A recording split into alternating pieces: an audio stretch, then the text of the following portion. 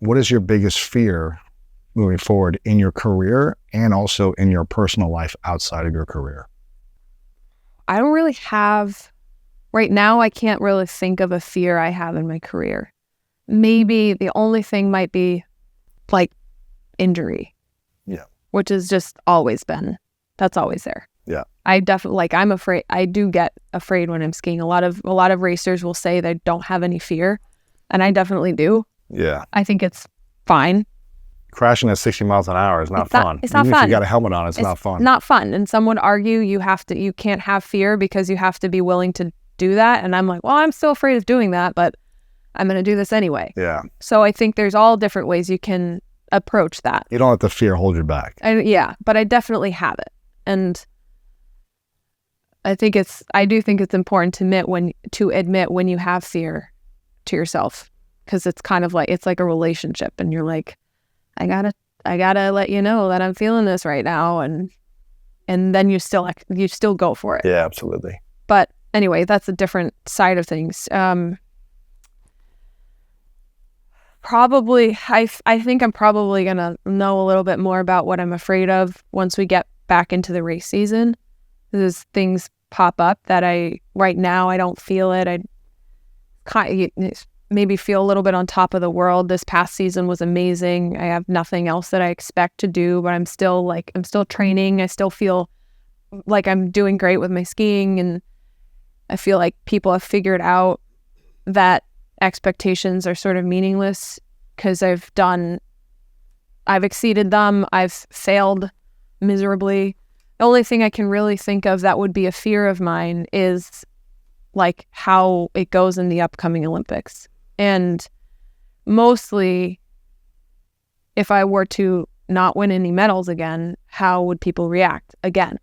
But I actually asked somebody, kind of an advisor and one of my sponsors recently, and I just was like, this is a real thing. Like, I'm afraid to hype myself up going into this next Olympics or allow anybody else to hype me up, because what if it happens again? And Beijing was a very like a standalone event.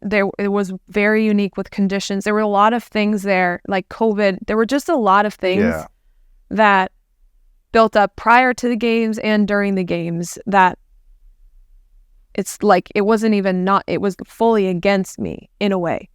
But everybody has to deal with something that's against them, and some people made it anyway, and I didn't. So there's that.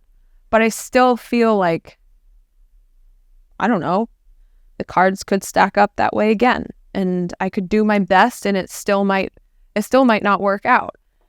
And I'm not afraid to try, but I have a little bit of a like, what are people going to say then? Because now people still say, like record schmeckard, you don't have any gold medals. I'm like,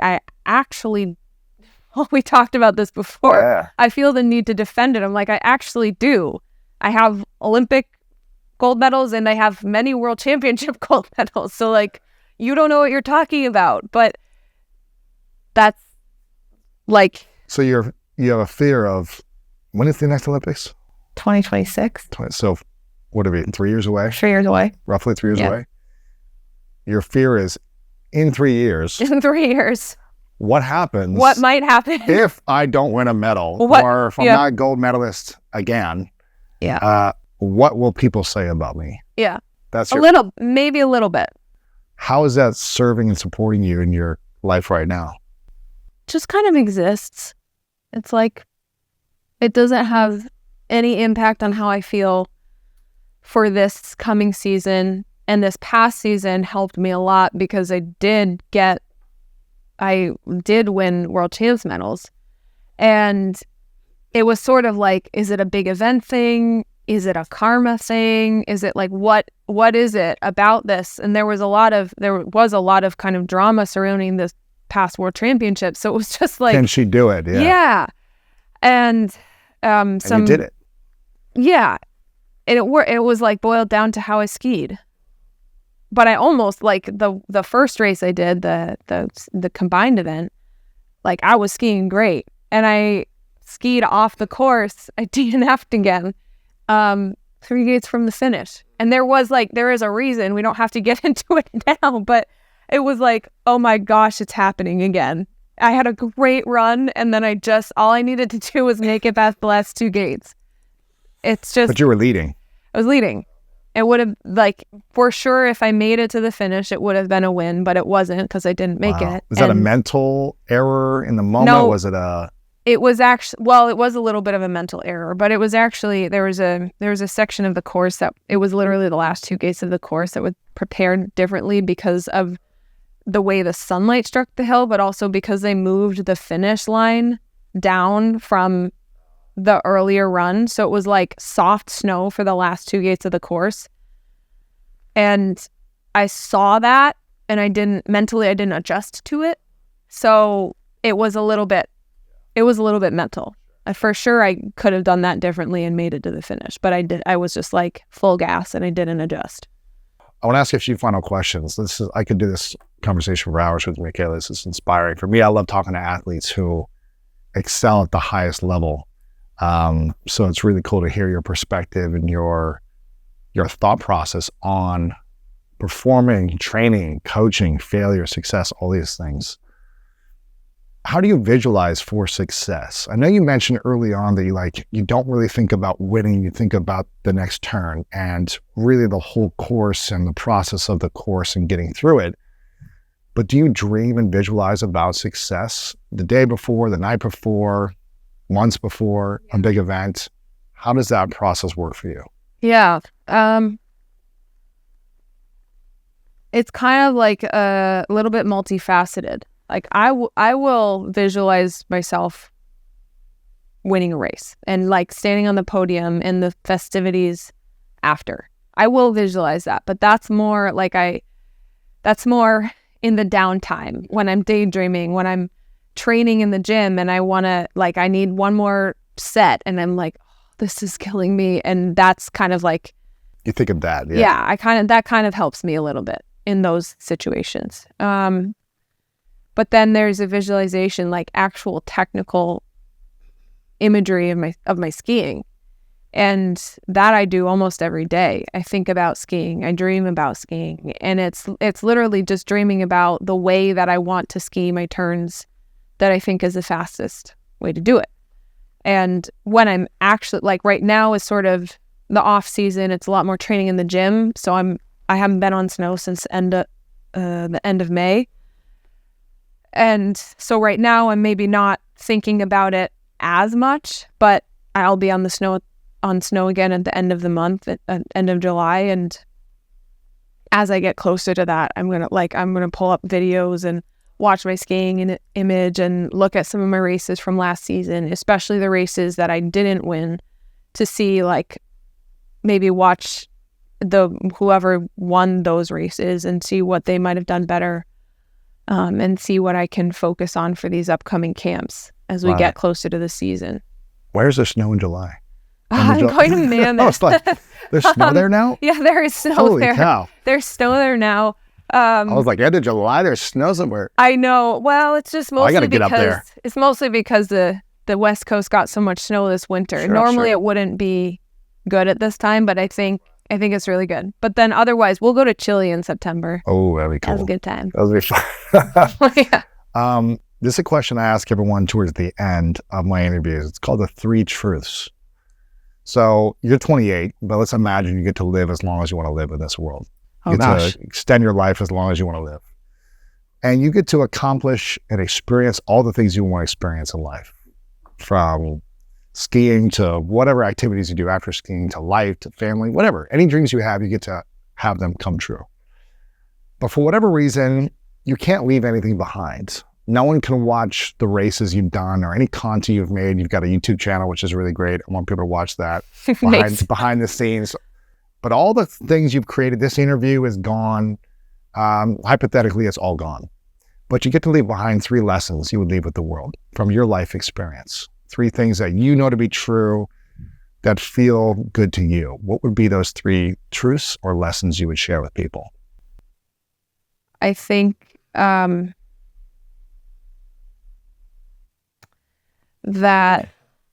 I'm not sure who said this, but failure isn't final.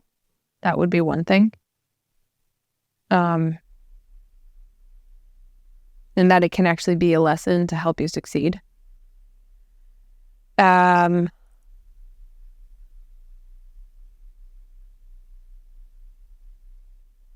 Two would be everybody needs to compromise sometime.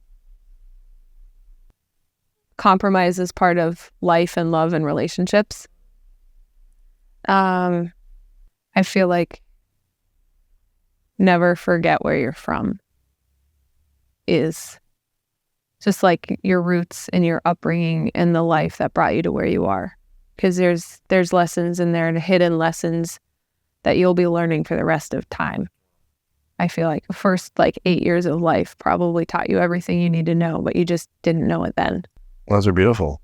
How can we be of support and service to you? Oh, goodness.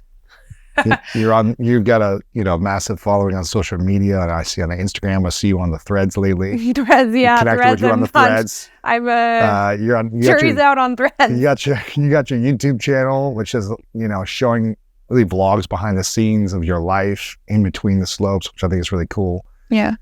Which we'll have all this linked up for people in the episode. But how can we be of support to you in this season of life? Oh my goodness. You're up for a couple ESPYs. This will come out after the ESPYs, so we're putting the intention out of good things to happen for you. I mean, it's maybe less just for me, but ski racing is something I'm clearly passionate about. It's an incredible sport, but skiing in general. And there's so much about the snow sports that's so beautiful, incredible. The community, the family, the friendships you make along the way. And I always wish that I know so incredible incredible athletes and people who love skiing, love snowboarding, love snow sports. And I'm like, just say it, tell people, spread the word. Because it is maybe a little bit selfish that I want people to do it because I want it to have a future. And there's a lot more to it than that. There's a lot more we didn't get into about climate and everything. But if it's a necessity for humans, we'll find a way to make it environmentally forward-thinking, progressive, and friendly. And I want it to be something that people care about. And I feel like that comes with a spark from people talking about it. That's so cool. Mostly what you've already done, bringing me on the show and talking, and that's actually support enough. Of course, for me personally, but for skiing, go ski and snowboard. Just try it. I'm a big snowboarder. I haven't done it in the last couple of years, but hearing about going to Mammoth makes me want to go now. This winter. So if you ever do a weekend camp, I know. Yeah, we should do it. Let me know and invite me and my girlfriend. We'll come up and that would be so fun. Spread the message of skiing to the world. So I need to think about that. Yeah, you should put on your own kind of weekend adventure for people. So that would be great. That's a great idea. Yeah. Well, I want to acknowledge you, Mikaela, for your courage, because I think the courage to say that you aren't that confident in certain areas of your life, I think is really inspiring, because I think a lot of people look at you and think, she wins constantly by large gaps. And she's won all these medals, and she's the most winningest, skier of all time, and all these things, and thinking you have this confidence in you, which I know you do, but I hear you saying that you don't in certain settings of life. And so I really acknowledge you for having the courage to talk about that, and also giving language to what it means to be great at something you do. You can still be nervous, you can still be insecure, but having the courage and trying and doing it to the best of your ability is what it's really all about. And so you've embodied that for really the last, 10, 12 years since you've been on the scene of skiing and really putting yourself out there. So I acknowledge you for your courage and your confidence, which you're very confident to me. So thank you. I acknowledge you for that, Mikaela. My final question is, what is your definition of greatness? I think greatness is the feeling that you get when you do or experience or watch something that gives you the shivers down your spine, the sort of inspiration, just the feeling like I can't believe I'm part of this moment. And I've always been like, I don't think I'm going to do any of this. I really just want to be a very good skier and ski well and ski fast. And maybe someday I can kind of be the best in the world. And if I can do that, maybe I'll hold on to it. And now it's been like 12 years of racing World Cup where I've been more or less at the top level. And it's still like